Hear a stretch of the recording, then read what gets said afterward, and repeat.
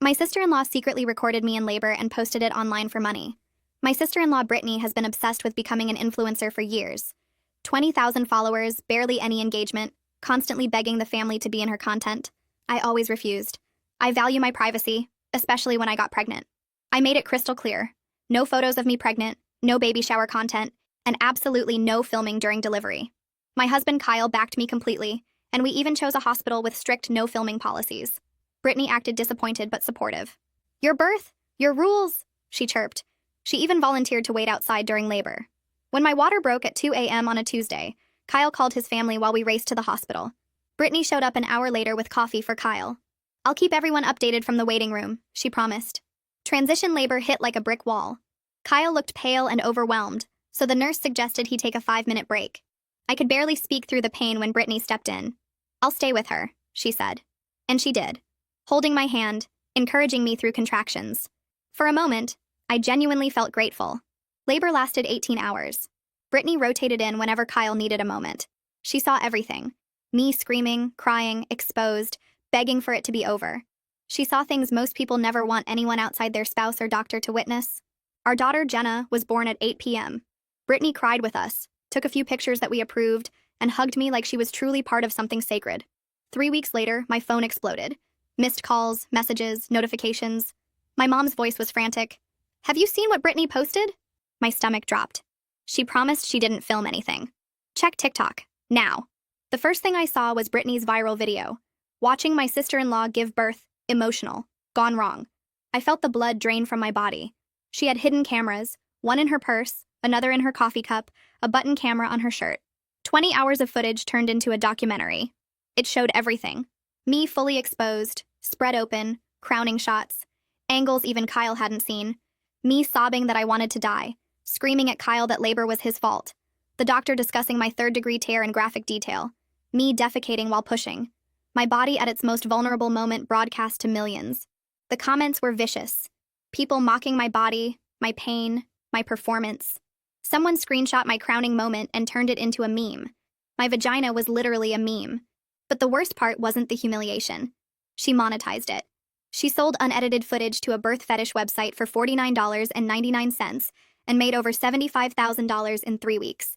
I called Kyle sobbing. He was already racing home. Don't do anything. I'm handling it. But I couldn't stop watching as Brittany uploaded more videos. Day in the life with my postpartum SIL. She doesn't know I'm filming. Clips of me crying from breastfeeding pain.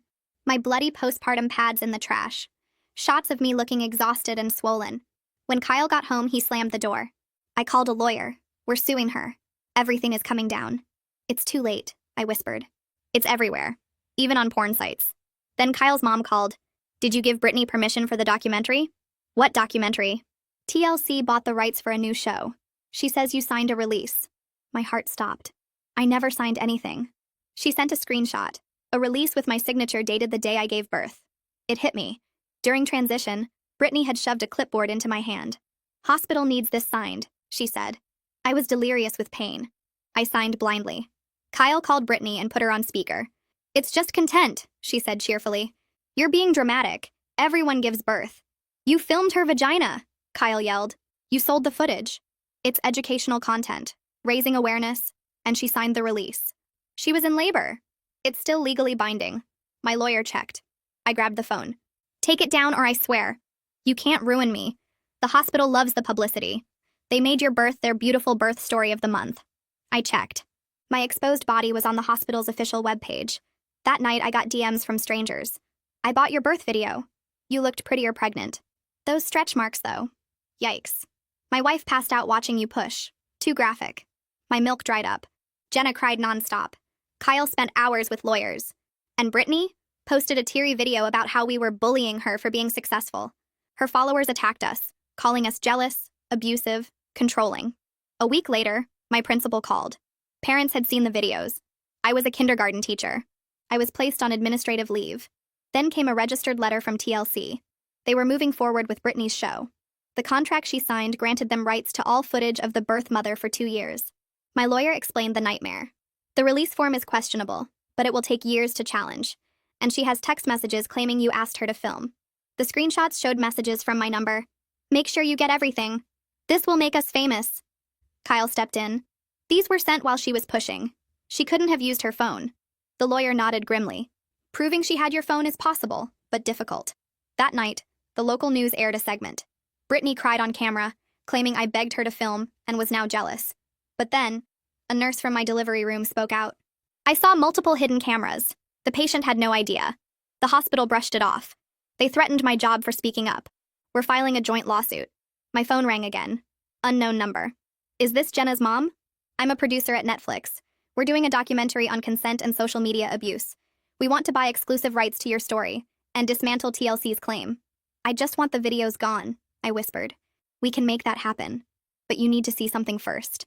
He emailed screenshots from Brittany's secret Instagram, her Project Birth page. She'd been planning for months, staging everything, including a post that made me physically nauseous. Final phase tomorrow. Slip her the Pitocin during visit. Labor should start within hours. She drugged me. She induced my labor without consent. And the producer added, she's done this before. You weren't her first victim. I stare at the producer's email showing Brittany's secret Instagram page where she'd been planning Project Birth for months, and the words, slip her the Pitocin during visit, make my hands shake so violently I nearly drop my phone. She didn't just violate my privacy. She drugged me to induce my labor without consent so she could film it on her schedule. Kyle reads over my shoulder and his face goes completely white before he grabs his car keys, saying he's driving to Brittany's apartment right now to confront her. I stop Kyle at the door because charging over there angry could hurt our legal case, and we call Brian Austin instead.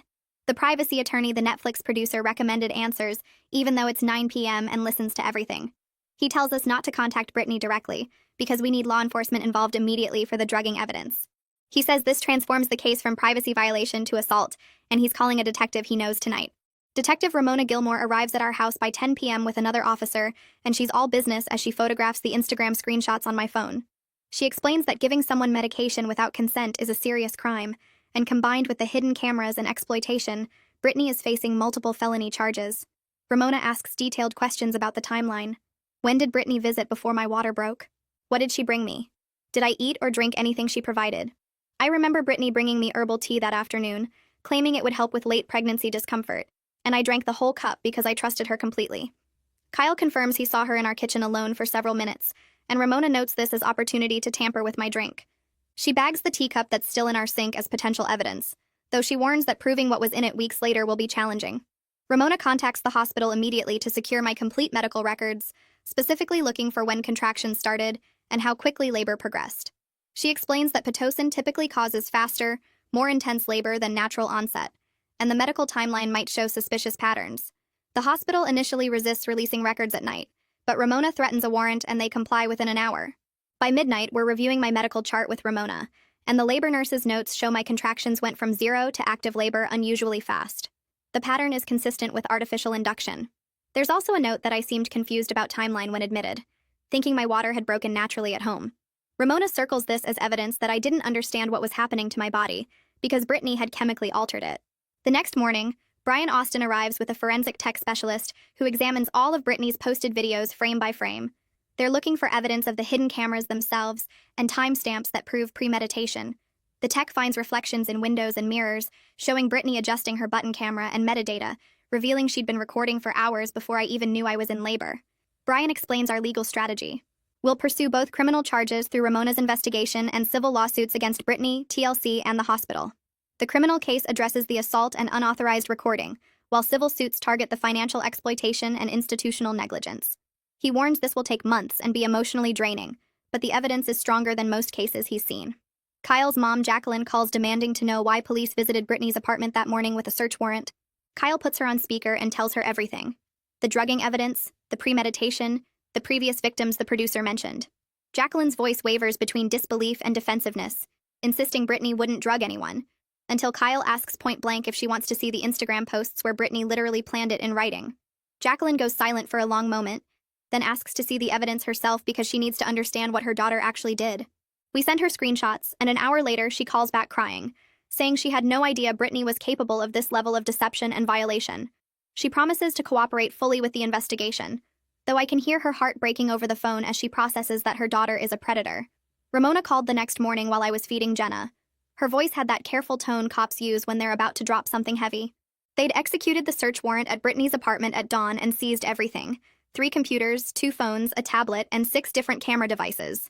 The forensic tech was already pulling files, and what they found made Ramona pause. Folders. Dozens of folders organized by women's names, each containing similar footage to mine. Medical situations, vulnerable moments, intimate procedures. Some dated back 2 years. Brittany hadn't stumbled into this. She'd built an entire business exploiting women when they were too weak or distracted to notice cameras. The fetish website communications showed regular uploads, negotiated pricing, requests for specific types of content. She'd been doing this systematically, targeting women in hospitals, clinics, even a dentist's office where someone was under sedation. My hands shook so badly I had to put Jenna down in her bassinet. Ramona was working to identify the other victims, though many of the folder names were just first names or nicknames. Some women might never know they were filmed. The realization hit me like ice water. Brittany chose me specifically because I was family. She had access other victims wouldn't give a stranger. She could walk into my hospital room, sit beside my bed, hold my hand while secretly recording everything. The trust made her job easier. Kyle came home early from work and found me staring at my phone, Jenna crying because I'd forgotten to burp her. He took the baby and listened while I repeated everything Ramona said. His face went gray when I got to the part about 2 years of victims.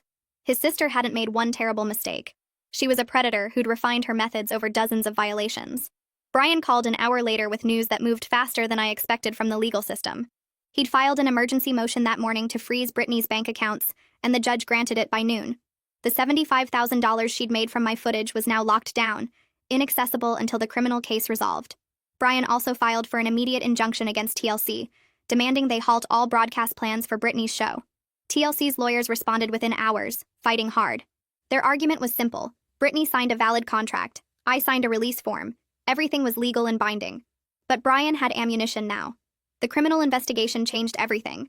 He told the judge about the drugging evidence, the premeditation, the hidden cameras, the other victims.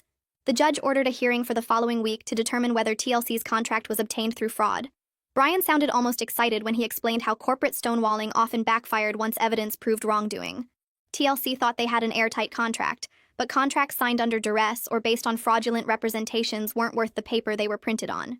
Kyle's mom called that evening, her voice small and broken. She'd been contacted by police as part of their investigation, asked about Brittany's behavior over the past few years. Had Jacqueline noticed anything unusual? Any comments about filming people without permission? Any unexplained income? No. Jacqueline was crying as she asked if we thought Brittany could really be helped, if there was treatment for whatever was wrong with her. Kyle's jaw tightened, but he kept his voice gentle as he explained that Brittany wasn't sick, she was calculating. The Instagram posts proved she'd planned everything methodically. The 2 years of victims proved she knew exactly what she was doing, and chose to do it anyway. Jacqueline went quiet for a long time, then asked if she could see the evidence herself, because she needed to stop defending someone she didn't actually know anymore. I had to return to the hospital the following Tuesday for a 6-week postpartum checkup. Walking through those automatic doors made my chest tighten until breathing felt like work. These were the same hallways where Brittany had violated me, the same nurses' station where staff had ignored Winter's concerns, the same building that put my exposed body on their website for promotional content. My hands were shaking as I checked in, and the receptionist's cheerful greeting felt like she was speaking a foreign language. Winter spotted me in the hallway outside the OB clinic. She looked thinner than I remembered, her scrubs hanging loose like she'd lost weight from stress. She approached carefully, the way you'd approach a scared animal, and asked if we could talk privately. Her voice was nervous but determined, and something in her expression made me agree. We found an empty consultation room down the hall, one of those small spaces with a desk and 2 chairs and motivational posters about healthy pregnancies. Winter closed the door and immediately started apologizing, words tumbling out fast like she'd been rehearsing them. She'd documented everything that day, every hidden camera she spotted, every time she brought concerns to her supervisor, every dismissive response from the hospital administration. She'd kept copies of her nursing notes, screenshots of the emails she sent flagging the suspicious filming, even photos she'd taken of Brittany's button camera when she noticed it during a position change. Winter had been placed on administrative leave after speaking to the news, told she violated patient privacy by discussing my case publicly. But she had everything backed up at home, and she was willing to testify about the hospital's complete failure to protect me. Her voice shook as she apologized for not doing more in the moment, for not physically removing Brittany from the room or calling security. I reached across the desk and squeezed her hand, thanking her for being the only person who even tried. She was the one staff member who saw something wrong and refused to ignore it, even when it cost her job. Winter offered to connect me with the hospital's patient advocate, though she warned me the woman usually protected the institution rather than patients. We walked together to the advocate's office. A corner room with windows overlooking the parking lot and furniture that looked expensive enough to suggest the hospital took patient relations seriously, in theory, if not practice. The advocate, a middle-aged woman in a blazer with a frozen smile, gestured for me to sit. She offered a generic apology about my experience and vague promises of policy review, but refused to admit the hospital did anything wrong. Every sentence was carefully worded to avoid liability. Unfortunate situation, instead of violation. Reviewing protocols, instead of acknowledging failure. When I mentioned that my lawyer was preparing a lawsuit, her smile disappeared completely. She stood up, handed me a business card, and said all further communication needed to go through the hospital's legal department. The meeting lasted less than 10 minutes. Winter walked me back to the elevator, apologizing again for how useless that conversation was. She'd warned me, but experiencing the institutional brush-off firsthand still felt like a slap. The hospital cared more about protecting itself than acknowledging they'd let someone film my birth without interference. Barrett Snyder sent a formal letter 2 days later. The hospital administrator's response was everything Brian had hoped for: defensive, dismissive, and documented. The letter claimed the hospital staff followed all protocols and had no reason to suspect unauthorized filming. It refused to acknowledge Winter's concerns or explain why they'd featured my birth on their website without verifying I'd consented to public promotion. The tone was corporate arrogance wrapped in legal language, insisting the hospital bore zero responsibility for what happened in their facility. Brian actually smiled when he read it, explaining that this kind of stonewalling often destroyed defendants in court. Juries hated institutions that refused to admit obvious mistakes, and this letter would look terrible when Winter testified about being silenced. Brian immediately filed subpoenas for all hospital communications about my birth, emails between administrators, staff meeting minutes, any documentation about their decision to use my delivery for promotional content. He was building a case that the hospital not only failed to protect me, but actively profited from my violation by using it for marketing. The TLC hearing arrived the following Thursday at the county courthouse. Kyle and I sat behind Brian at a long table facing the judge, while TLC's legal team filled the opposite side with 3 lawyers in expensive suits. The courtroom was smaller than I expected, wood-paneled and formal, with a bailiff standing near the door and a court reporter typing every word. TLC's lead lawyer stood first, arguing that the release form I signed was legally binding regardless of circumstances. He held up a copy of my signature, pointing out that I was an adult who signed a legal document. The circumstances of signing didn't matter, only the signature itself. Brian stood for our response, and his voice was calm but sharp as he countered with expert testimony. He'd brought a medical expert who explained capacity to consent during active labor, comparing it to signing contracts under the influence of heavy drugs. The judge watched video clips Brian had prepared, footage of me during transition, clearly delirious with pain, barely able to speak coherent sentences. The judge's expression shifted from neutral to disturbed as she watched me screaming and crying, obviously not in any state to understand legal documents. She leaned forward and asked TLC's lawyer directly how anyone could claim I had the mental capacity to comprehend what I was signing in that condition. TLC's lawyer made a critical mistake then. He argued that birth was a natural process, and I should have expected to be filmed in a hospital setting, that medical facilities were inherently public spaces where privacy expectations were reduced. The judge cut him off mid-sentence, her voice sharp enough to make everyone in the courtroom sit up straighter. She stated clearly that medical procedures required informed consent, and nothing about hidden cameras was standard hospital practice. Patients had every right to expect privacy during vulnerable medical moments, and suggesting otherwise was absurd. She granted our injunction immediately, halting all of TLC's broadcast plans pending resolution of the criminal case against Brittany. She also ordered TLC to surrender all footage to the court for safekeeping, ensuring they couldn't edit or distribute it while the case proceeded.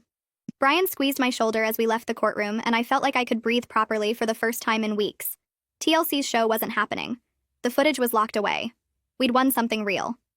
Brittany's lawyer reached out to Brian that same afternoon, which told us everything about how confident they felt about trial. Lawyers don't ask about plea deals when they think they can win. Brian refused to discuss any deal until we saw the full scope of charges, but he called to tell us the contact had been made. Ramona confirmed later that evening that the district attorney was preparing a multi-count indictment. The charges were stacking up: assault for the drugging, unauthorized recording in a private space, exploitation of intimate images, fraud related to the forged release form, and potentially more depending on what they found in Brittany's files about other victims. Chandler Bright, the prosecutor assigned to the case, was known for taking digital exploitation seriously. Ramona said he'd already spent hours reviewing evidence and was building something comprehensive. The criminal case was moving forward with momentum that felt almost frightening after weeks of feeling powerless. Brittany was going to face real consequences, and the evidence was strong enough that even her lawyer knew it. Tamara called 3 days later with a formal offer. She wanted to document everything as part of her Netflix series on consent violations in social media. Complete editorial control would stay with us. We'd approve every frame before anything aired.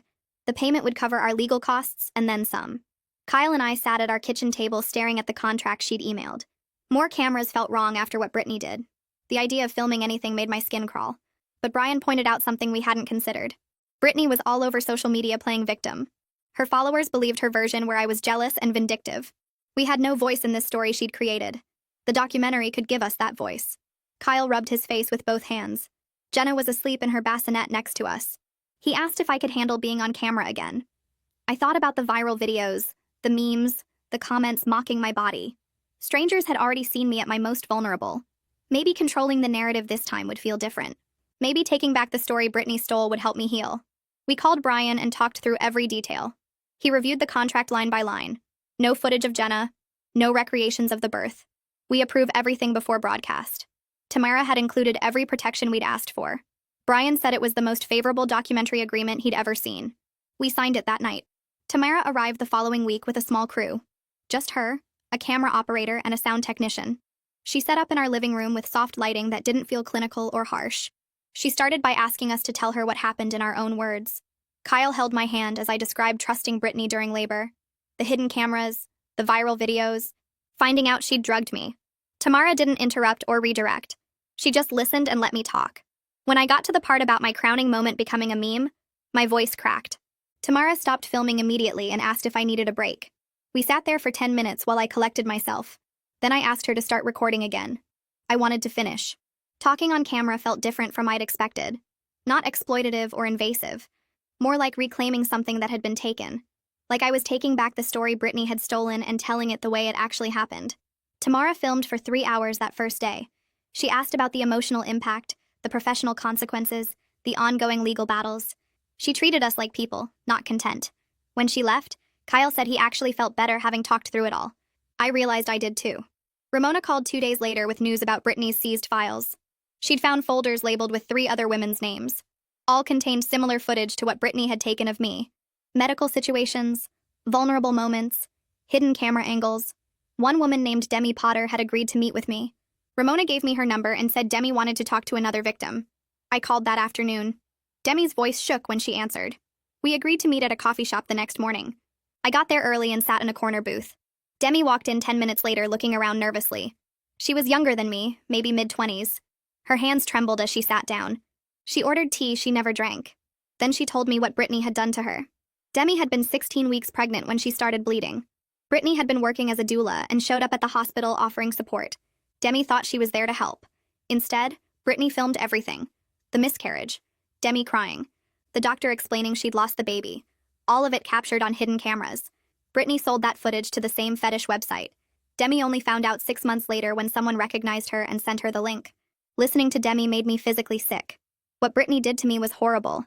But exploiting someone during pregnancy loss felt even more predatory. Demi kept apologizing for crying. I reached across the table and held her hand. She explained that she never reported it because she was ashamed. Brittany was a family friend. Who would believe that someone trusted to support women through childbirth would secretly film their trauma and sell it? But now she wanted to press charges. She wanted Brittany to face consequences for what she'd done. Ramona had already told her this would help both our cases. Pattern evidence showing Brittany had done this multiple times. It proved premeditation and predatory behavior. Demi asked if I thought she was stupid for trusting Brittany. I told her the same thing I kept telling myself. We weren't stupid. Brittany was calculating and manipulative. She targeted vulnerable women during medical crises when we couldn't protect ourselves. That made her a predator, not us victims. Ramona updated us about the other 2 victims later that week. One had moved to another state and wasn't returning calls. The other was too traumatized to participate in prosecution. She'd seen Demi's name in the case files and explicitly said she couldn't handle going through a trial. Ramona respected that decision but said it meant our case relied heavily on me and Demi. We decided to move forward together. Demi texted me that night asking if we could stay in touch. I suggested starting a private group chat where we could vent about the investigation and share coping strategies. She added me immediately. We started messaging daily about everything from dealing with lawyers to managing trauma triggers. Having someone who understood exactly what I was going through made the whole process feel less isolating. Demi got it in a way even Kyle couldn't. She knew what it felt like to have your most vulnerable moment turned into entertainment for strangers. My principal called requesting a meeting about my employment status. The message was formal and cold. I knew what it meant. Parents were still concerned about the videos. The school board was involved now. I asked Brian to come with me as my representative. We arrived at the principal's office on a Tuesday afternoon. She sat behind her desk looking uncomfortable. 2 school board members were there too. The principal explained that parents had been calling constantly. They'd seen the videos online. Some were threatening to pull their kids from my class. The school board was pressuring her to terminate my contract. One board member said they had to consider the children's well-being. Brian didn't let me respond. He calmly laid out evidence on her desk. Police reports. The criminal investigation. Proof that I was a crime victim who'd been drugged and secretly filmed. He explained that I never created adult content or consented to any recording. Then he looked directly at the board members and said that firing me would constitute illegal retaliation against a victim of sexual exploitation. He had case law ready. Precedents where schools had been sued for exactly this kind of discrimination. The room went quiet. The school board scheduled a closed hearing for the following week. I had to explain what happened while a dozen administrators stared at me with varying levels of sympathy and judgment. Some looked genuinely concerned. Others seemed skeptical, like they thought I must have done something to deserve this. I sat at a table facing them and described Brittany's betrayal. The hidden cameras, the drugging evidence, the ongoing criminal investigation. My voice stayed steady even though I was dying inside. Having to justify my right to keep teaching because someone violated me felt like being assaulted all over again. Brian presented Winter's testimony about witnessing the hidden cameras. He showed them the Instagram evidence of Brittany's months of planning. He made it crystal clear that I had zero knowledge or consent. One board member asked if I'd considered how this affected the school's reputation. Brian cut in before I could answer.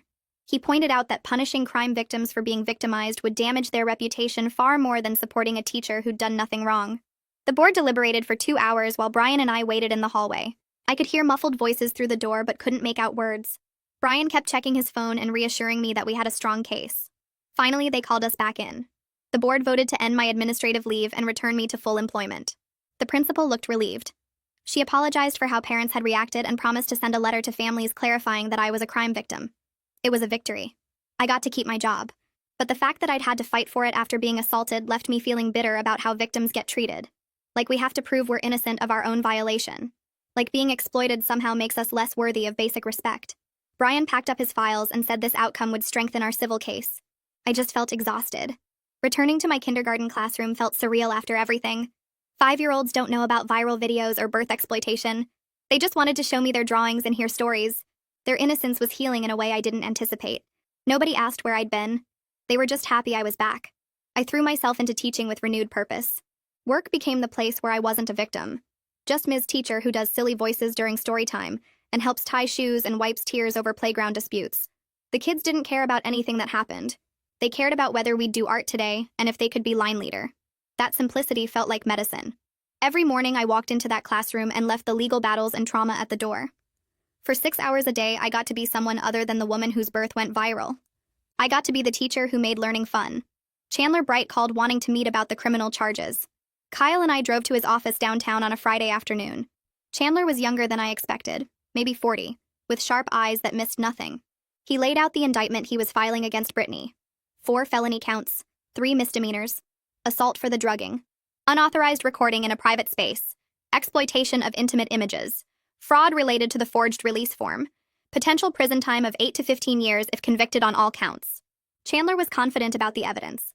The Instagram posts showing premeditation, the forensic analysis proving the drugging, Winter's testimony about the hidden cameras, Demi's case establishing pattern behavior. But he warned us that Brittany's lawyer would try to paint her as a naive influencer who made a mistake, not a calculating predator who'd been running an exploitation business for years.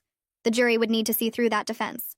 Chandler asked if we were prepared for trial, for having our trauma examined in public, for facing Brittany in court. Kyle squeezed my hand. I told Chandler we were ready. We wanted Brittany to face real consequences for what she'd done, not just to us, but to Demi and the other victims who couldn't come forward. Chandler nodded and said he'd make sure justice was served. I checked my phone the next morning and found Brittany's TikTok account completely empty. Every single video was gone. Her Instagram showed the same thing, just a blank profile with 20,000 followers and 0 posts. Her lawyer must have told her to shut everything down, which meant she knew how bad this was. But her followers didn't stop. Within hours, they started flooding social media with Free Britney hashtags, claiming she was attacked for being successful. The comments made me sick. People calling me jealous, saying I was trying to ruin a woman's career out of spite, accusing me of lying about the whole thing. Someone even started a petition demanding charges be dropped. I threw my phone across the couch and watched it bounce off the cushions. Demi texted me 5 minutes later asking if I'd seen the hashtag. I told her I couldn't look at it anymore. She replied immediately, reminding me that none of it mattered. The evidence was what counted, not what random strangers thought on the internet. The jury would see the truth. I knew she was right, but reading those comments still made my chest tight. Kyle's mom called that afternoon. Her voice sounded small and broken when I answered. She asked if she could come visit and meet Jenna. I stood in the kitchen holding the phone, feeling this weird mix of anger and sympathy. Part of me wanted to tell her no, that she raised someone capable of drugging me and filming my birth. But another part remembered that she'd been cooperating with Ramona, that she seemed genuinely horrified by what her daughter did. Kyle took the phone from me and talked to his mom for a few minutes. After he hung up, he said she deserved a chance. She was losing her daughter to prison and just wanted to know her granddaughter. I agreed, but told him there had to be rules. 1 hour at our house. She could see Jenna, but not hold her until I felt ready. Kyle nodded and called his mom back to set it up. Jacqueline arrived Saturday morning carrying 2 gift bags and looking like she'd aged 10 years since I last saw her. Her eyes were red and puffy, and her hands shook when she set the bags down on our coffee table. She started crying the moment she saw Jenna in my arms, apologizing over and over while tears streamed down her face. She tried to explain how she missed the signs, how she never imagined Brittany could do something so cruel. The gifts she brought felt wrong somehow, like she was trying to make up for her daughter's crimes with baby clothes and stuffed animals. I had to keep reminding myself that she was grieving, that she'd lost the daughter she thought she had. Kyle sat next to his mom and put his arm around her shoulders. He told her gently, but firmly, that what Brittany did was unforgivable, that there was no excuse for drugging someone and filming them without consent. Jacqueline nodded and wiped her face with a tissue, saying she knew that she couldn't defend it anymore. She looked at Jenna with such sadness in her eyes, and I realized she was mourning not just her daughter, but also the grandmother relationship she might never fully have. After an hour, I let her hold Jenna for 5 minutes. She cried the whole time. Brian called on Monday with news that made my stomach drop. His team had been digging through Brittany's seized computers and found email exchanges with the fetish website going back almost a year. They'd been planning a birth content partnership long before I even got pregnant. Brittany had pitched herself as someone with special access to pregnant family members, essentially offering to deliver victims for their site. The emails showed her discussing payment structures, video quality requirements, and how to hide cameras effectively. She'd told them she had a sister who was due soon, which meant she'd been targeting me specifically for months. The website operators were now under federal investigation for conspiracy and exploitation. Brian said this added a whole new layer to our case because it proved Brittany wasn't just an influencer who made a bad choice. She was running a criminal operation. I hung up and sat on the floor of Jenna's nursery, trying to process that my sister had planned this for almost a year. Every family dinner, every baby shower, every time she acted supportive, she'd been plotting how to drug me and film my birth for money. Ramona called 2 days later with the forensic results from my teacup. They found traces of synthetic oxytocin, the medical-grade Pitocin used to induce labor. Brittany had somehow gotten her hands on prescription medication and slipped it into my tea without my knowledge. Ramona traced the purchase to a veterinary supply company where Brittany had used fake credentials to order it months earlier. That meant fraud charges on top of everything else, plus illegal possession of prescription drugs. Ramona explained that this evidence destroyed any possible claim that the drugging was accidental, or that I imagined it. There was physical proof that Brittany had chemically altered my body to force labor on her schedule. I asked Ramona how someone could do that to another person, especially family. She said she'd been asking herself the same question since this case started. She'd seen a lot of crimes in her career, but this level of premeditation and betrayal was rare. Tamara scheduled a joint interview with Demi and me for the Netflix documentary the following week. We met at a studio downtown where they'd set up cameras and lighting that felt less intrusive than I expected. Tamara asked us to talk about how Brittany targeted vulnerable women during medical experiences. Demi went first, describing how Brittany had posed as a supportive doula during her miscarriage, and then sold footage of her grief to strangers. Her voice stayed steady, but I could see her hands trembling in her lap. When it was my turn, I talked about the unique violation of having someone you trust exploit your body during the most vulnerable moment imaginable. How it wasn't just about privacy, but about having your physical autonomy stolen during a medical event. Tamara listened carefully and asked follow-up questions that focused on our strength and advocacy rather than just dwelling on the trauma. By the end, I started seeing how this documentary could actually help other victims recognize when they'd been exploited and know they weren't alone. My therapist helped me work through something I'd been struggling with since Jenna was born. She called it complicated grief, the loss of the birth experience I'd planned, and how Jenna's arrival was now forever connected to Brittany's crimes. I kept telling myself I should just be grateful Jenna was healthy, that the violation didn't matter compared to having my daughter. But my therapist explained that both things could be true. I could love Jenna completely while also mourning that her birth was stolen from me. She helped me practice separating Jenna from the trauma, seeing her as the beautiful outcome even though the day she arrived was ruined. It was slow work that made me cry in every session. Some days I looked at Jenna and only felt joy. Other days I remembered hidden cameras recording me at my most exposed and felt sick. My therapist said healing wasn't linear, that I'd have good days and bad days for a long time. Winter called me in tears one evening. The hospital had cut her shifts in half and moved her to the worst rotation despite her seniority. Other nurses were treating her coldly, and her supervisor had written her up twice for minor things that normally wouldn't matter. She knew it was retaliation for speaking up about the hidden cameras. Brian added her situation to our civil lawsuit against the hospital, arguing they were punishing a whistleblower for exposing their negligence. Winter said she was scared about her career, that she'd worked so hard to become a labor and delivery nurse and now it might all be destroyed. But she also said she'd do it again, that she couldn't have stayed silent after seeing what happened to me. I told her she was braver than anyone I'd ever met, risking everything to support victims she barely knew. She said she just did what any decent person should do, which made me realize how rare that actually was. Brittany's arraignment was scheduled for a cold morning in March. I went with Kyle, Demi, and Ramona, all of us sitting in the back of the courtroom while we waited for the case to be called. When they brought Brittany in, she looked smaller than she did in her social media videos. She wore a conservative navy dress that her lawyer obviously picked out, and she kept her eyes on the floor as she walked to the defendant's table. The judge read the charges out loud. 4 felonies including assault and unauthorized recording, 3 misdemeanors. Potential 15 years in prison if convicted on everything. Brittany's voice was so quiet when she said not guilty that the judge had to ask her to repeat it. I sat there watching her and felt nothing but emptiness. No anger, no satisfaction, just this hollow feeling that this person I'd trusted had destroyed so much. The judge set bail at $100,000. Brittany's parents posted it within an hour using their house as collateral. I watched Jacqueline sign the paperwork with shaking hands, looking devastated as she put her home on the line for someone who'd committed such terrible crimes. For a second, I almost felt sorry for her.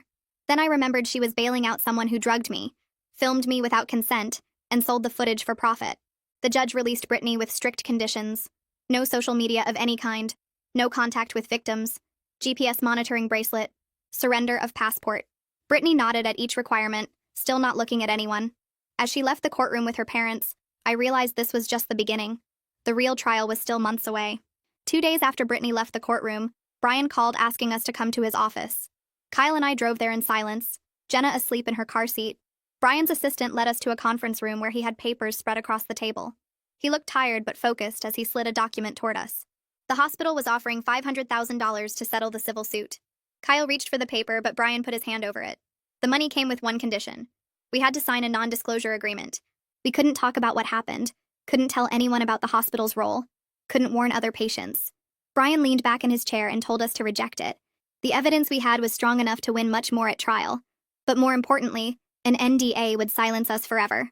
I stared at the number on the page. $500,000 would change our lives. We could pay off the house, start Jenna's college fund, never worry about medical bills again.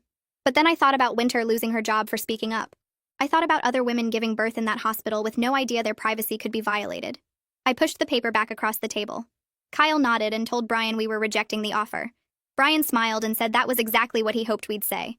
He started preparing for trial. 3 weeks later, Brian's paralegal came running into his office during a discovery review session. She had found something in the hospital's internal documents. Winter wasn't the first nurse to report concerns about filming in delivery rooms. There had been 3 previous complaints over the past 18 months. Different nurses, different patients, all ignored by administration. Brian spread the documents across the table, his hands shaking with excitement. One nurse reported seeing a visitor with multiple phones positioned around the room.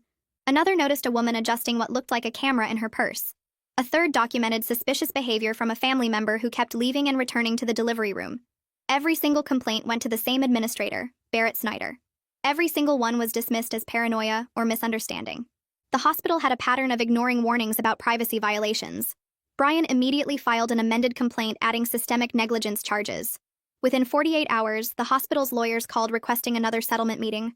This time they wanted to negotiate without an NDA. The evidence of ignored complaints changed everything. They knew a jury would crucify them for protecting their reputation over patient safety. Brian told them we'd consider their offer after they fired Barrett and implemented new privacy protocols. They agreed within a week. I was feeding Jenna in the kitchen when Kyle's phone started buzzing with notifications. He picked it up and his face went pale. Brittany had violated her bail conditions. She created a secret TikTok account under a different name and posted videos playing the victim.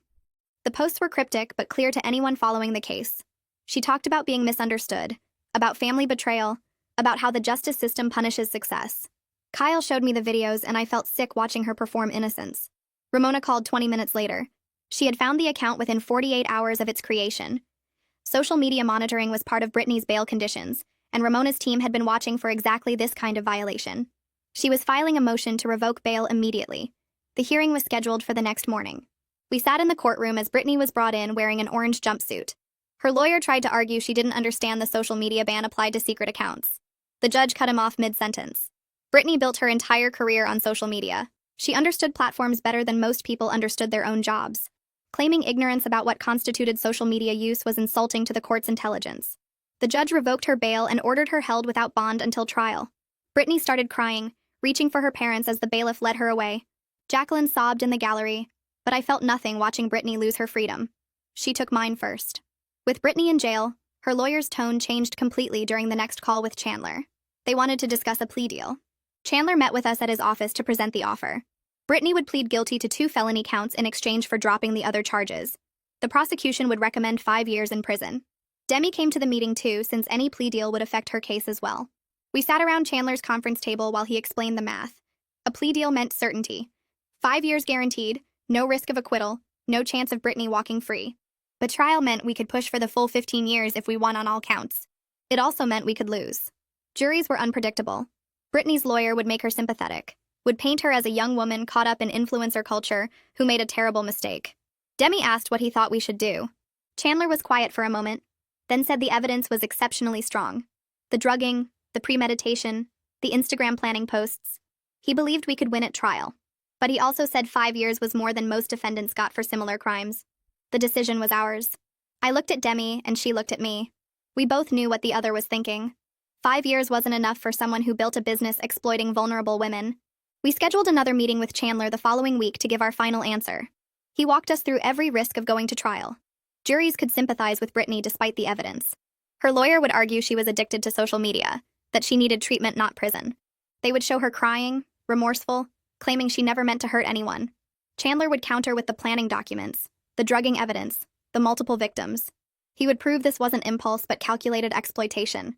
But juries were human, and humans made emotional decisions.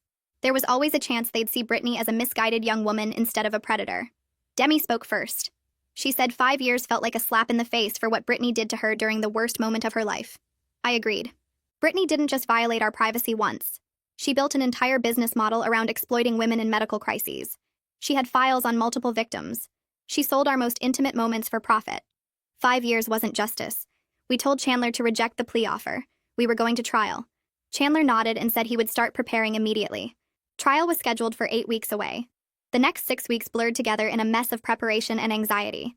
Brian and Chandler coordinated between the criminal and civil cases, making sure evidence from one could support the other. I had to review all the footage Brittany took without actually watching it. Chandler's paralegal would describe what was shown in each file, and I would confirm whether that matched what happened during my labor. Just hearing the descriptions made me want to throw up. Footage of me fully exposed during examinations. Close-ups of crowning. Audio of me screaming that I wanted to die. Video of medical staff discussing my third-degree tear. Every file was another violation I had to acknowledge and confirm for the court record. Kyle sat with me during every review session, holding my hand while I verified the scope of what Brittany had stolen. Some nights I couldn't sleep after the sessions. I would lie awake thinking about strangers watching those moments, about my body being sold on fetish websites, about Jenna someday learning what happened the day she was born. But I forced myself through every session because my testimony was crucial to proving how extensive the violation was. Tamara and her Netflix documentary team filmed our trial preparation. They set up cameras in Brian's office and recorded strategy sessions, witness prep, and the emotional toll of reliving everything. Tamara interviewed expert witnesses who would testify at trial. A psychiatrist explained how consent capacity disappears during active labor due to pain and altered mental states. A technology expert demonstrated how sophisticated Brittany's hidden camera setup was, proving premeditation. A victim advocate discussed the psychological impact of having intimate images exploited without consent. The documentary was becoming something bigger than just our story. Tamara was examining how social media platforms incentivize violation by rewarding engagement over ethics. She interviewed other victims of digital exploitation, other families torn apart by someone's quest for online fame. The footage showed how legal systems struggled to address crimes that didn't exist 20 years ago. How do you prosecute someone for violations that happen in digital spaces? How do you protect people when technology moves faster than laws? Tamara's team captured all of it, building a powerful examination of consent in the social media age. While my criminal case moved toward trial, Demi's case was moving forward too. Prosecutors charged Brittany with additional crimes related to filming Demi's miscarriage without consent. The exploitation of pregnancy loss carried its own charges, separate from what she did to me. Having multiple victims with nearly identical patterns destroyed any claim that Brittany made an innocent mistake. This wasn't a one-time lapse in judgment. This was a business model. Brittany's lawyer started floating higher plea offers. 7 years, then 8. Each time we rejected them. Chandler would call with the new offer and we would say no without hesitation. Brittany's lawyer was getting desperate as trial approached. The evidence was overwhelming and they knew it. But we weren't interested in making things easier for her. She didn't make things easier for us when she drugged me and filmed my labor. She didn't make things easier for Demi when she exploited her miscarriage. We were going to trial and we were going to make sure a jury heard everything she did. Jury selection took 3 full days. Chandler and Brittany's lawyer questioned potential jurors about their social media use, their opinions on influencers, their understanding of digital privacy. We needed jurors who understood internet culture, but wouldn't sympathize with Brittany's defense that she was just creating content. The process was exhausting. Potential jurors were dismissed for being too sympathetic to influencers, too harsh on social media users, too biased against the medical system. Chandler used his challenges strategically, removing anyone who seemed likely to buy the addiction defense. Brittany's lawyer tried to seat younger jurors who might understand influencer pressure, but Chandler blocked most of them. After 3 days, we had our jury. 7 women and 5 men. A retired teacher, a software engineer, a nurse, a construction worker, an accountant, a retail manager, a bank teller, a mechanic, a social worker, a librarian, a sales representative, and a dental hygienist. They looked like regular people who would understand that what Brittany did was wrong, regardless of her motivations. Chandler seemed satisfied with the selection. Trial would begin the following Monday. The courtroom was packed on the first day of trial. Kyle and I sat behind the prosecution table with Demi beside us. Jacqueline sat on the other side of the room near Brittany's lawyer. Ramona sat in the back with Winter, both there to support us and testify when called. The judge entered and everyone stood. Brittany was brought in wearing a conservative dress her lawyer clearly chose to make her look innocent and young. She didn't look at us as she sat down. Chandler stood and walked to the jury box to deliver his opening statement. He described how Brittany turned my birth into a business transaction without my knowledge or consent. He walked them through the timeline step by step. The months of planning documented on her secret Instagram. The purchase of hidden cameras. The drugging with Pitocin to control when my labor started. The positioning of cameras throughout the delivery room. The exploitation of my most vulnerable moments. The sale of footage to fetish websites. The lies about having my permission. Chandler pulled up the Instagram posts on a screen visible to the jury. They showed Brittany literally planning what she called Project Birth, like it was a military operation. The jury looked horrified as they read her posts about slipping me drugs and capturing everything on camera. Chandler's voice was steady and powerful as he promised to prove every element of Brittany's calculated exploitation. When he finished, several jurors were staring at Brittany with obvious disgust. The trial had begun and we were ready to fight. The next morning, I sat in the witness room with Brian, my hands shaking so badly I had to grip my knees to keep them still. Chandler came in to prep me one last time, reminding me to speak clearly and directly to the jury. He walked me through the questions he'd ask, the timeline I needed to explain, the moments that mattered most. Kyle squeezed my hand before they called me in. The courtroom felt massive as I walked to the witness stand, every eye on me as I raised my right hand and swore to tell the truth. Chandler started gently, asking me to describe my relationship with Brittany before Jenna's birth. I explained how I'd trusted her completely, how she'd been in the delivery room holding my hand during the worst pain of my life. He asked about the release form, and I described the clipboard she'd shoved at me during transition, how I'd been so delirious with pain I could barely see straight. The jury leaned forward as I explained signing something I thought was hospital paperwork, never imagining it was permission to exploit me. Chandler asked when I first discovered the videos, and my voice cracked as I described that morning 3 weeks after Jenna's birth, seeing my most vulnerable moment broadcast to millions. He guided me through each violation, the hidden cameras, the fetish website, the memes made from my crowning moment. I held myself together until he asked how it felt to learn Brittany had drugged me. Something broke inside me then, and tears streamed down my face as I explained that she didn't just violate my privacy. She chemically controlled my body to create content. She took away my choice about when and how my daughter was born. She induced my labor without my knowledge or consent, so she could film it on her schedule. My voice shook as I said that every time I look at Jenna's birth photos, I remember that hidden cameras were recording my exposed body for strangers to buy and watch. The jury sat completely still, several women with tears in their eyes. Brittany's lawyer stood for cross-examination, his tone immediately aggressive as he suggested I was exaggerating the trauma for sympathy. Brian had prepared me for this, so I kept my voice steady as I corrected each false statement with facts. He implied I'd known about the filming, and I calmly pointed out that hidden cameras are called hidden for a reason. He tried to suggest I'd invited Brittany into the delivery room, and I explained that Kyle had stepped out for 5 minutes, and she'd volunteered to stay with me during a contraction. The lawyer's voice dripped with accusation as he asked if I'd benefited from the publicity, if my social media following had increased, if I'd received any money or opportunities. I looked directly at the jury and said that being turned into a meme while crowning is not a benefit. Having strangers buy footage of my vagina is not an opportunity. Fighting to keep my teaching job because parents saw me at my most raw is not publicity I wanted. This violation is something I'll carry forever, and no amount of followers or attention could ever make up for having the most vulnerable moment of my life stolen and sold. The lawyer tried a few more questions, but Brian's preparation had been thorough, and I refused to let him twist my words or minimize what Brittany had done. When I finally stepped down, my legs felt like rubber, but I'd told my truth clearly and completely. Winter took the stand next, her nurse's uniform replaced by a simple dress, her hands clasped tightly in her lap. She described working in labor and delivery for 8 years, her voice professional and clear as she walked through the events of Jenna's birth. Chandler asked when she first noticed something wrong, and Winter explained seeing Brittany adjust something on her shirt that looked like a camera lens. She'd spotted the coffee cup positioned at a suspicious angle, the purse with a hole cut in the side pointing directly at me. Winter's voice grew stronger as she described reporting her concerns to her supervisor, who'd dismissed them immediately. The hospital administrator had told her to focus on her job and stop making trouble. When she'd persisted, pointing out that patients had a right to privacy during medical procedures, she'd been threatened with termination. The jury took extensive notes as Winter described being silenced by institutional priorities, watching a patient be violated while her concerns were brushed aside. One juror, an older woman in the front row, shook her head in disgust. Winter explained that after the videos went viral, she'd been placed on administrative leave for speaking to the media, punished for trying to protect a patient after the fact since she couldn't protect me in the moment. Chandler asked if she'd documented her concerns, and Winter pulled out a folder of notes she'd made that day, time-stamped entries describing each camera she'd spotted and each time she'd tried to get someone to intervene. The evidence was damning for both Brittany and the hospital, proving that medical professionals had noticed the violation in real time, but institutional negligence had allowed it to continue. Demi took the stand after lunch, her voice quiet but steady as she described meeting Brittany at a pregnancy loss support group. Brittany had offered to be her doula during the miscarriage, claiming she wanted to support women through difficult medical experiences. Demi had trusted her completely, grateful to have someone present who understood pregnancy loss. Her voice broke as she described the 16-week miscarriage, the physical pain and emotional devastation, Brittany holding her hand and promising everything would be okay. 6 months later, someone had sent Demi a link to the fetish website where footage of her miscarriage was being sold. The jury looked horrified as Demi explained seeing herself at her most broken moment, exposed and grieving, turned into content for strangers to purchase. Chandler asked about the similarities between her experience and mine, and Demi listed them methodically.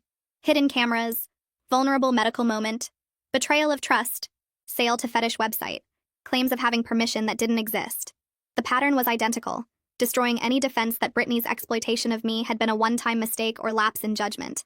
This was what Brittany did. She targeted vulnerable women during medical experiences, gained their trust, and sold their most private moments for profit.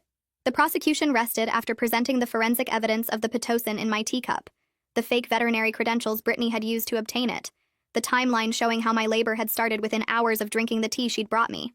Brittany's lawyer looked defeated before the defense case even began, shuffling papers without meeting anyone's eyes. Brittany took the stand the next morning, exactly as Brian had predicted she would. Her narcissism wouldn't let her stay silent, wouldn't let her lawyer control the narrative without her input. She wore a soft pink sweater that made her look young and innocent, her makeup minimal, her hair pulled back in a simple ponytail. Tears streamed down her face as she apologized, her voice shaking as she claimed she'd gotten caught up in influencer culture. She said she'd never meant to hurt anyone, that she'd thought she was creating educational content about birth, that she'd convinced herself I'd be grateful for the documentation. The jury watched her with mixed expressions as she painted herself as a victim of social media pressure, someone who'd made terrible choices but deserved understanding. But then Chandler stood for cross-examination and everything changed. He pulled up the Instagram posts from Project Birth, making Brittany read them aloud to the jury.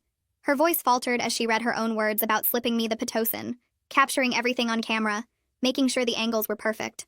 Chandler asked about the veterinary supply fraud, and Brittany stammered that she'd panicked and made a mistake. He asked about the fetish website communications, and she claimed she hadn't known what kind of site it was. Chandler pulled up her emails discussing content categories and pricing structures, proving she'd known exactly what she was selling and to whom. He asked about Demi, and Brittany tried to claim that was different, that she'd been younger then and didn't know better. Chandler systematically destroyed every excuse, every attempt to minimize or justify, until Brittany sat crying on the stand with her own premeditation and calculated cruelty laid bare for the jury to see.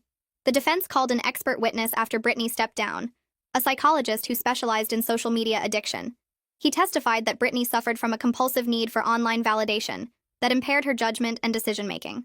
He compared her behavior to gambling addiction, claiming she couldn't control her need to create content and gain followers.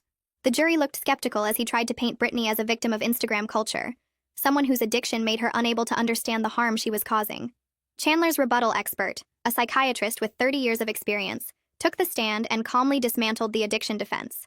She explained that addiction doesn't cause the level of premeditation Brittany had demonstrated, that someone in the grip of compulsion doesn't spend months planning an exploitation scheme. She walked through the evidence of calculated behavior, the fake credentials, the hidden camera purchases, the communications with the fetish website. None of that showed impaired judgment or loss of control. It showed someone making deliberate choices to violate and exploit vulnerable women for financial gain. The jury took notes as the psychiatrist explained that Brittany's behavior pattern indicated antisocial personality traits, not addiction, and that her tears on the stand were more likely manipulation than genuine remorse. Several jurors nodded as she spoke, and I felt a surge of hope that they could see through Brittany's performance. Closing arguments happened on Friday afternoon, the courtroom packed with observers and media. Chandler stood before the jury and delivered a summary that made my chest tight with emotion. He described how Brittany had turned one of life's most sacred moments into a commodity, how she'd drugged me to control when my daughter was born so she could capture better content. He reminded them that assault doesn't require physical violence, that giving someone medication without their knowledge or consent is assault regardless of motivation. He walked through each piece of evidence, each witness testimony, each moment of calculated cruelty. Brittany hadn't made a mistake. She'd executed a plan. She'd targeted vulnerable women, gained their trust, and sold their most private moments to strangers. The jury sat transfixed as Chandler asked them to hold Brittany accountable for every choice she'd made, every violation she'd committed, every life she'd damaged in pursuit of online fame and money. Brittany's lawyer made his closing argument next, a last attempt to generate sympathy by claiming his client was young and misguided, caught up in a culture that values content over consent. He asked the jury to show mercy, to consider that Brittany had apologized and shown remorse. But his words felt empty after everything the jury had seen and heard, hollow appeals for compassion towards someone who'd shown none to her victims. The jury deliberated for 7 hours while we waited in a private room down the hall. Kyle held my hand as we sat in silence, too nervous to eat or talk. Demi paced by the window. Brian checked his phone constantly. Ramona came by twice to tell us the length of deliberation was actually a good sign, that it meant they were taking the charges seriously and reviewing all the evidence carefully. Finally, at 6 p.m, we got the call that the jury had reached a verdict. My heart pounded as we walked back into the courtroom, taking our seats while Brittany was brought in looking pale and scared. The judge entered and asked the foreperson to stand. The woman rose, a retired teacher in her 60s, and held the verdict form with steady hands. Guilty on count 1, unauthorized recording. Guilty on count 2, distribution of intimate images. Guilty on count 3, assault by drugging. Guilty on count 4, fraud. Guilty on all 3 misdemeanor counts. I started crying as Kyle wrapped his arms around me, the relief so overwhelming I could barely breathe. Across the aisle, I heard Jacqueline sobbing as her daughter was convicted on every single charge. Brittany's face crumpled as the judge thanked the jury and set a sentencing date for 3 weeks later. Guards led Brittany away in handcuffs, and for the first time since this nightmare began, I felt like justice might actually happen. Chandler called me 2 days later to discuss the sentencing phase. He explained that both sides would present impact statements and recommendations, that the judge would consider sentencing guidelines and the specific circumstances of Brittany's crimes. He asked me to write a victim impact statement describing how her actions had affected my life, something that would help the judge understand the full scope of damage beyond the legal violations. I spent the next week drafting and redrafting, trying to capture the magnitude of what Brittany had stolen from me without sounding vengeful or bitter. I wanted the judge to understand that this wasn't about punishment for its own sake. It was about acknowledging that what Brittany did had permanent consequences. I wrote about the therapy sessions, the panic attacks when people take out their phones, the way Jenna's birth photos are tainted by knowing hidden cameras were recording. I wrote about fighting to keep my teaching job, about the memes that still circulate online, about the strangers who bought footage of my most vulnerable moment. I wrote about the autonomy she stole when she drugged me, how she took away my choice about when and how my daughter entered the world. Brian reviewed my statement and said it was powerful and honest, exactly what the judge needed to hear. The sentencing hearing arrived on a cold morning in late fall. The courtroom felt different now, heavier somehow, as we waited for the proceedings to begin. Brittany was brought in wearing the same conservative outfit from trial, her face puffy from crying. The judge asked if I wanted to read my statement, and I stood on shaking legs, walking to the podium with my printed pages. I looked directly at Brittany as I began reading, describing how she'd stolen the most vulnerable moment of my life and turned it into entertainment for strangers.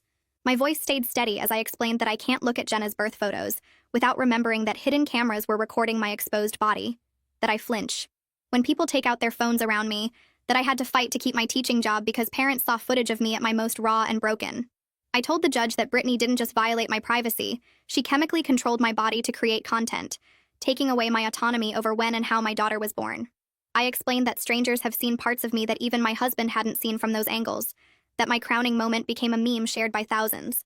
I described the permanent damage to my sense of safety and trust, the way this violation will be with me forever, even if all the videos eventually disappear from the internet. Brittany cried throughout my statement but never looked at me, her shoulders shaking as I laid out exactly what her crimes had cost me. Demi stood next, her hands gripping the podium as she unfolded her own statement. Her voice shook at first, but grew stronger as she described the miscarriage at 16 weeks, how Brittany had posed as a supportive doula while secretly filming her most devastating loss. She explained finding the footage 6 months later on the same fetish site, discovering strangers had purchased and watched her grief. The judge leaned forward, listening with visible concern as Demi detailed the betrayal of trust during medical trauma, the exploitation of pregnancy loss for profit. When Demi finished, she looked directly at Brittany and said she hoped prison would teach her that human suffering isn't content. The courtroom stayed silent as Demi returned to her seat beside me, and I squeezed her hand while the judge reviewed her notes. The judge spent several minutes reading through sentencing guidelines and examining the evidence binders Brian had submitted. She commented that the premeditation, the drugging, the pattern of exploitation across multiple victims, and the sale of intimate footage demonstrated calculated predatory behavior rather than poor judgment. The sentence came down firm and clear: 12 years in prison with possibility of parole after 8, plus lifetime registration as a sex offender for the distribution of intimate images without consent. Brittany's lawyer immediately requested the judge reconsider, arguing the sentence exceeded the plea offer, but the judge stated the aggravating factors warranted the higher sentence. I felt Kyle's arm around me as the words sank in. It was more time than the 5 years she'd been offered in the plea deal, but less than the maximum 15 years Chandler had pushed for. Relief washed through me, but it felt hollow somehow, like no amount of prison time could actually undo what she'd done. Brittany sobbed as the bailiff led her away in handcuffs, and Jacqueline's crying echoed across the courtroom. Outside, reporters swarmed us with cameras and microphones, but Brian guided us to his car without stopping for questions. 2 months passed before the civil trial against the hospital began. Brian had spent that time building an overwhelming case of negligence, compiling Winter's documentation, the previous complaints about filming concerns that administrators had ignored, and expert testimony about standard patient privacy protocols. The hospital's legal team arrived with 3 lawyers and a defensive strategy claiming they'd followed all standard procedures. Brian methodically demolished that argument over 5 days of testimony. Winter took the stand and described spotting the hidden cameras, reporting her concerns to her supervisor and being told to mind her own business because the family seemed happy. She explained how the supervisor later threatened her job when she persisted and how she'd kept detailed contemporaneous notes of every conversation. The hospital's lawyers tried to discredit her, suggesting she was biased or seeking attention, but Winter stayed calm and factual. She produced emails showing she'd raised concerns within 2 hours of my delivery, long before any public controversy. Brian called the 3 nurses who'd previously reported suspicious filming behavior in other deliveries, and their testimony established a pattern of administrative indifference to patient privacy. The hospital administrator who'd dismissed Winter's concerns looked increasingly uncomfortable as Brian questioned him about why patient safety took a backseat to avoiding conflict with families. The jury watched footage of my birth appearing on the hospital's promotional webpage, heard testimony about how quickly they'd capitalized on the publicity without verifying I'd actually consented. Brian's closing argument focused on institutional responsibility, how hospitals have a duty to protect vulnerable patients even when it's inconvenient. The jury deliberated for 11 hours. When they returned, the 4 women announced verdicts on all counts: negligence in maintaining patient privacy, retaliation against a whistleblower employee, failure to enforce their own no-filming policies. The damage award came in at $2.3 million, split between compensatory and punitive damages. Kyle and I would receive $1.5 million in compensatory damages for the violation and its consequences, plus $800,000 in punitive damages meant to punish the hospital's deliberate indifference. Winter received $400,000 for wrongful retaliation and the career damage she'd suffered. The hospital's lawyers immediately filed notice of appeal, but Brian wasn't worried. He said the evidence was too strong and the jury's verdict was well supported. TLC made their move 3 weeks after the hospital verdict. Their lawyers contacted Brian with a settlement offer that included dropping all broadcast plans, paying an undisclosed sum for advocacy work, and guaranteeing permanent removal of all footage from their servers. Brian negotiated hard, getting them to add legal guarantees that the footage wouldn't be sold or licensed to anyone else, ever. The settlement amount was enough to fund years of advocacy work helping other victims, and I signed the agreement with relief that at least one piece of this nightmare was ending. Around the same time, federal prosecutors indicted the fetish website operators on charges of conspiracy to exploit intimate images and distribution of non-consensual content. Their business model had involved actively recruiting people like Brittany to secretly film vulnerable women during medical procedures. As part of plea agreements to avoid trial, the operators agreed to permanently delete all exploitative content from their servers, pay restitution to identified victims, and cooperate with ongoing investigations into similar websites. Brian helped me file a claim in the restitution process, though he warned the actual payments would likely be minimal since the operators had hidden most of their profits in offshore accounts. 6 months after Brittany's sentencing, the Netflix documentary premiered. Tamara had spent those months editing hundreds of hours of footage into a 90-minute film that focused on systemic issues rather than just sensationalizing individual trauma. She'd interviewed legal experts who explained gaps in laws protecting medical privacy, medical ethicists who discussed informed consent in vulnerable situations, and multiple victims of social media exploitation who shared their stories. Demi and I appeared throughout, but Tamara had respected our boundaries about what footage to include and how to frame our experiences. The documentary opened with statistics about non-consensual intimate image sharing, then used our cases to examine how social media incentivizes violation, and how institutions often prioritize reputation over victim protection. Reviews praised the film's approach, calling it a necessary examination of consent in the digital age. Viewers flooded social media with supportive messages, thanking us for speaking out and demanding stronger laws. Several state legislators contacted us about drafting medical privacy legislation, and advocacy groups reached out about partnering on awareness campaigns. The response felt validating in a way I hadn't expected, like our trauma was actually creating meaningful change instead of just being consumed as entertainment. I used part of the settlement money to establish the Medical Privacy Legal Fund, a nonprofit providing free legal representation to victims of intimate image exploitation in healthcare settings. Demi joined as co-director, and we worked with Brian to create a network of attorneys willing to take cases pro bono or at reduced rates. We developed resources explaining victims' rights, step-by-step guides for reporting violations, and template legal documents people could use to protect themselves. The work was healing in a way therapy alone couldn't achieve. Every victim we helped felt like we were taking back power from people like Brittany, turning our violation into tangible support for others. We hired a small staff, rented office space, and within 6 months had helped 43 victims file complaints, lawsuits, or criminal charges against people who'd exploited them. Some cases involved secret filming during childbirth like mine, others involved non-consensual sharing of medical procedures or examinations. Each story reminded me how common this violation was, how many people suffered in silence because they didn't know they had options.